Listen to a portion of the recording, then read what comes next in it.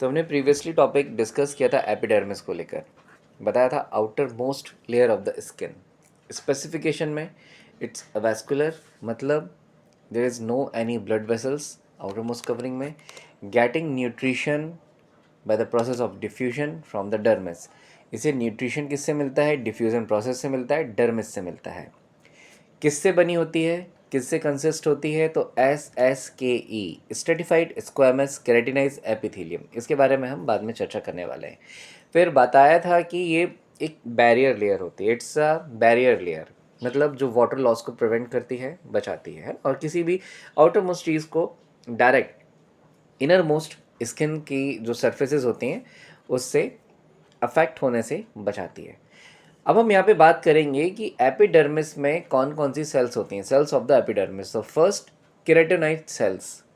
Approx 90 to 95% जो sales होती हैं ये केराटिनाइट्स की होती हैं इस लेयर में, जो केराटिन के बनाती हैं, है ना, form keratin.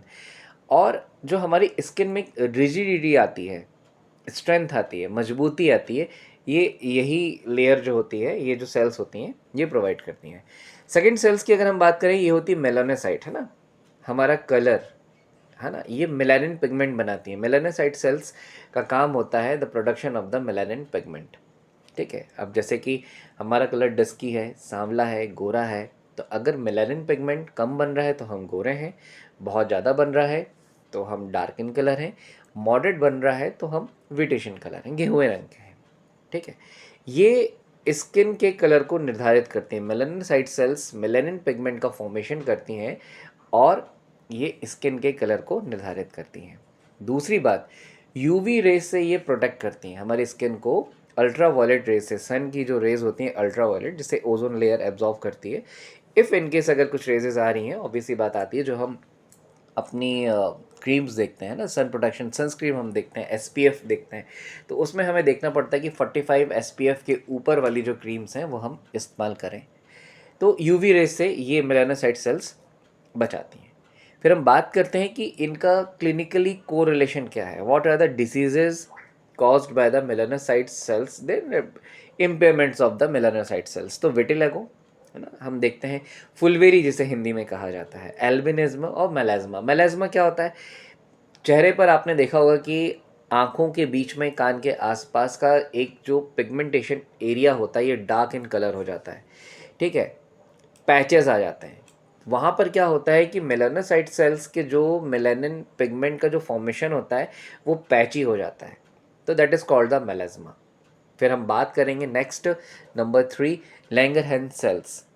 We also called them immune cells. इनके जो मेन फंक्शन होते हैं ये होते हैं एंटीजन प्रेजेंटेशन को ये बताती हैं और स्किन की इम्यूनिटी को बढ़ाती हैं। क्लिनिकल कोरिलेशन की अगर हम बात करेंगे तो डर्मेटाइसिस, दैट मीन्स कि अगर मान के चलो किसी भी तरह का कोई भी फंगल इन्फेक्शन होता है तो यहाँ पर जो भी स्किन में रैशेज आ जाते हैं, खुजाल खारिश होती है ना, लालपन आ जाता है, रूखापन आ जाता है, that is called the dermatitis. तो ये लैंगरहैंस की जो सेल्स होती हैं ये इनका एक प्रोटेक्शन देने का कार्य होता है, फंक्शन होता है।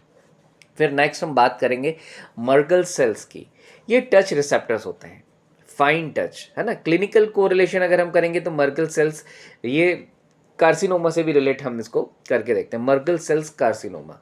कई बार ऐसा होता है कि रिसेप्टर्स के जो फंक्शन होते हैं, जो सेंसेशरी जो होता है ये डिमिनिश्ड हो जाता है, तो कई बार हमें सेंसेशन महसूस नहीं होता, तो मर्गल सेल्स भी यहाँ पर पाई जाती हैं। ठीक है, तो इतना आप लोगों को क्लियर हुआ या नहीं हुआ, आप मुझे बता देना। और ये इतना ईजिएस्ट वे में मैं लेक्चर तैयार कर रहा हूँ कि आप अगर रात में सो रहे हैं तो इन लेक्चर को सुनकर सो भी सकते हैं। दिन में 3-4 बार सुनेंगे, याद हो जाएगा पूरा, कुछ अलग से इसमें मेहनत नहीं करनी पड़ेगी। फिर हम आगे बात करते हैं लेयर ऑफ द एपिडर्मिस। अब एपिडर्मिस जो होती है, डर्मिस के नीचे एपिडर्मिस होगी, तो उनकी लेयर्स क्या होती हैं? तो स्ट्रेटम बेसल्स, मतलब ये बेसल लेयर्स कहलाएगी, सबसे नीचे की लेयर होती है।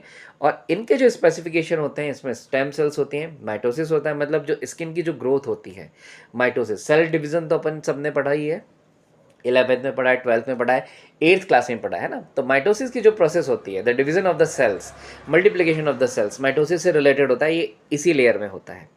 फिर यहाँ पर जो मेलानोसाइट सेल्स होती है यहीं पर पाए जाते हैं, इसी लेयर में पाए जाते हैं। मर्गल सेल्स भी होती हैं, इसी लेयर पे होती है।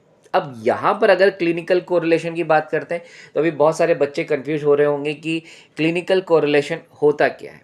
क्लिनिकल कोरिलेशन मतलब स्किन के इस लेयर से हम किस तरह की बीमारी को क्लिनिकली डायग्नोस करते हैं। तो यहाँ पर बेसल सेल कार्सिनोमा विटिलेगो, विटिलेगो मतलब मेलानिन पिगमेंट का फॉर्मेशन कम होना, डिमनेस में आना, तो ये विटिलेगो की प्रॉब्लम आ जाती है यहाँ पर, है ना। पैची स्किन में वाइट पैचेस जो आप देखते हैं वो सारी चीज़ें।